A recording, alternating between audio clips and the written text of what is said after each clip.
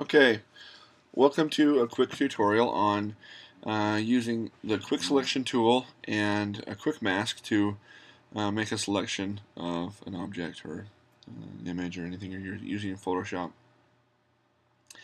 So here you see I got Photoshop open. I have uh, what kind of flower is that? I have no idea. Maybe it's a sunflower? I don't know. It's a white and yellow flower.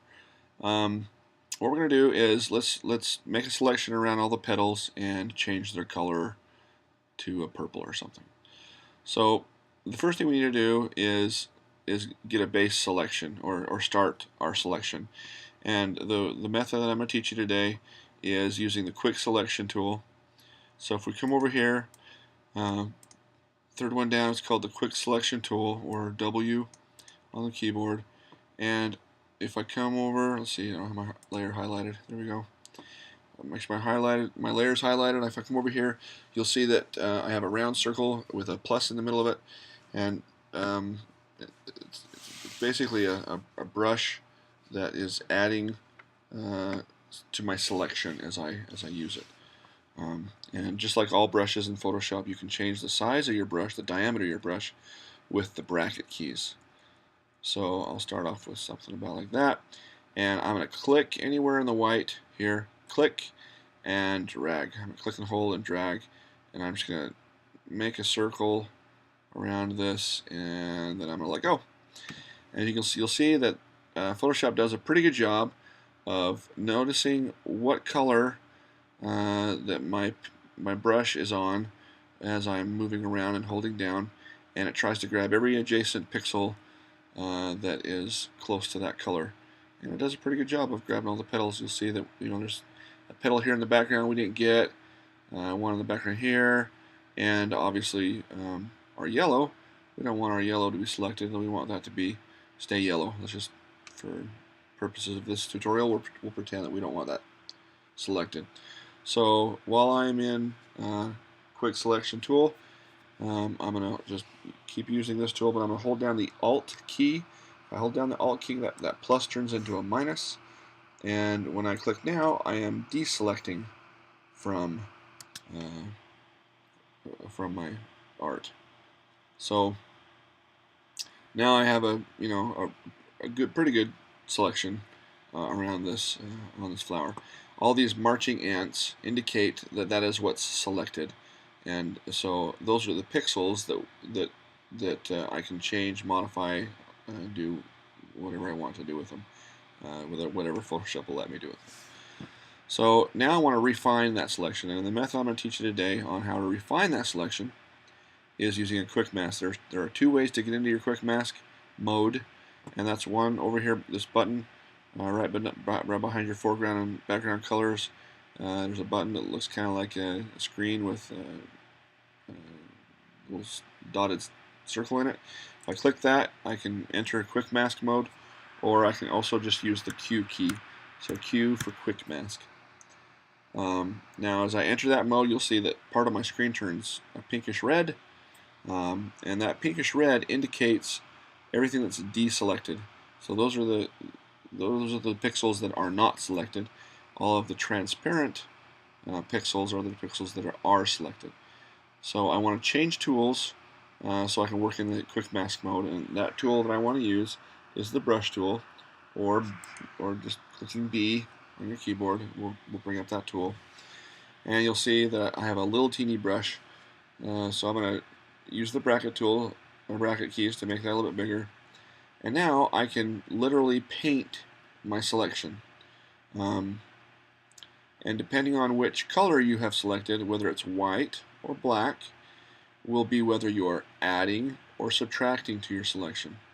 So white is going to add to my selection, and black is going to add to the deselected part. So let's just start right here.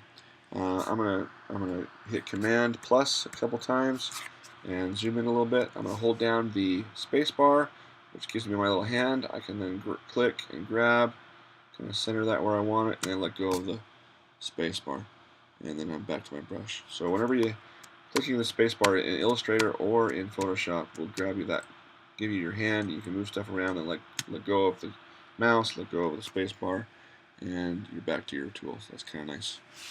Use that a lot. So if I want to take the pink out of this area, which is my deselected parts, again, if I can toggle back and forth out of the quick mask mode if I want to. If I want to see my marching ants, I'll hit Q, and you can see that that selection is not completely accurate. I just want the yellow portion of the flower to be selected. So let's hit Q, and with the brush tool selected, and with the white color selected, I can click and hold and paint with the brush tool. Literally, it's kind of like painting, and I'm taking away that deselected part, or I'm selecting more of the pixels. So if I let go of my mouse and hit Q again, you'll see that those marching ants are changing as I do that.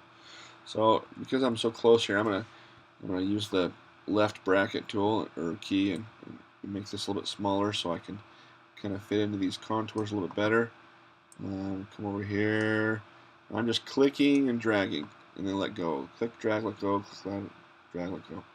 So I'm relatively happy with that. That's pretty good. So now again, grabbing with the hand tool, pushing down on the space bar. Let's come over here and do the same thing with this petal. So I'm just clicking and holding and dragging on the mouse, left click, and I can deselect. And I'm going to zoom in a little bit more over here so I can see it a little better. Now you'll see my brush is too big to get in that corner, so I'm just going to go that far for now and grab as close as I can. Okay, now before I go any further, if you find yourself painting and it's not working the way you want it to, there's a couple things you want to look at. Number one, make sure you're on the right color. If I was on black, sorry, keep doing that. If I was on black and I was painting, oh, I'm making more pink. I don't want to make more pink. I want to make more transparent. So I'm going to Command Z and do that. So if you need to, come over here and change your color to whatever color you need, whether you're adding to or subtracting to your selection. Also, this is another good keyboard shortcut. Instead of coming over here and hitting this button to change back and forth between your foreground and your background colors, you can, as the screen just says right there, use your X key. So clicking X, you can go in and out of your modes. Was there something else? Oh yeah. Also, sometimes your hardness isn't what you want it to be, and so you might want to come over here to your brush settings and change your hardness. You'll notice as you make more and more selections with Photoshop that sometimes you want your hardness all the way up, sometimes you want it 50 or even lower percent.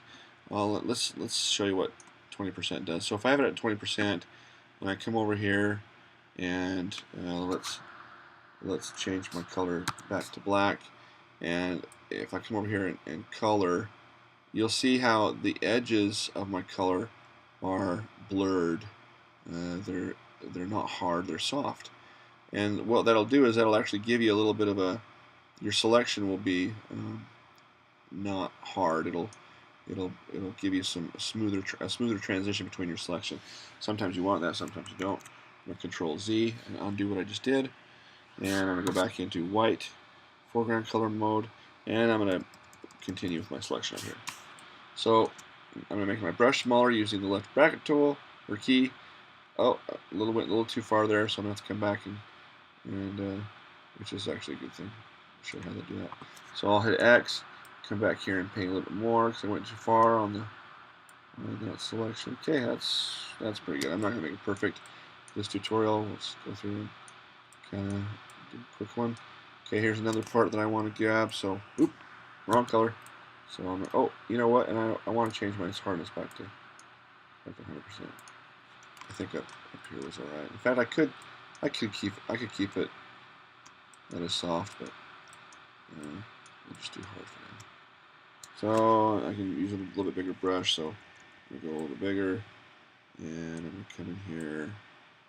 And if I wanted to get really picky on my selection, I could zoom way in, and sometimes when you're selecting stuff like human hair or Um, you got a blade of grass or a single strand of hair coming out here, you'll be zoomed way in. Your pixels look all weird. And not really be sure what you're selecting and what you're not selecting because it kind of gets tough when it's that close. So as I'm coming around, the rest of this looks pretty good.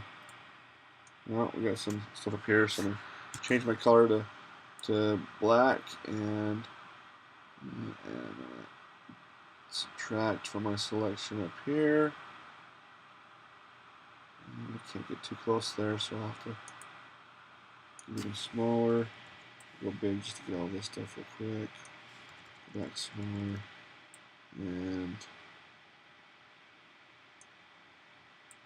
and again, if you do something that you don't like, you can always control or Command Z to back up one. But if you need to back up more, you can come over here to your history and back up as many times as you want. Like again, if I wanted to really be picky, I could get that a lot better by zooming way in. Start seeing my literal pixels, and I can make my brush smaller and just pixel by pixel pick which one I want selected and which one I don't. But Command 0, back out to full screen, and that looks pretty good. Let's test it out a little bit. Let's hit Q to come at us, quick mask mode, and look at our marching ants. It looks pretty good. Also, while we're here, if you ever have a selection and you want to save it, you can. You can come up here to your selection, your select menu, come down here and save selection. And here's the name of my PSD. I'm going to make a new channel and name this Flower Petals. If I can spell and type. And I hit OK. And now I have my Flower Petals selection saved. So if something happened and I needed to, come back to it, let's say that I don't know, was working on something else, blah, blah, blah, blah, hours later, I'm like, oh no, I needed to change that again. I can always come up here, tier, load selection, and flower petals, hit OK, and I'm back. Don't have to do that, those 5 minutes of work that I already had into it. Or 10 minutes of work that we had into it.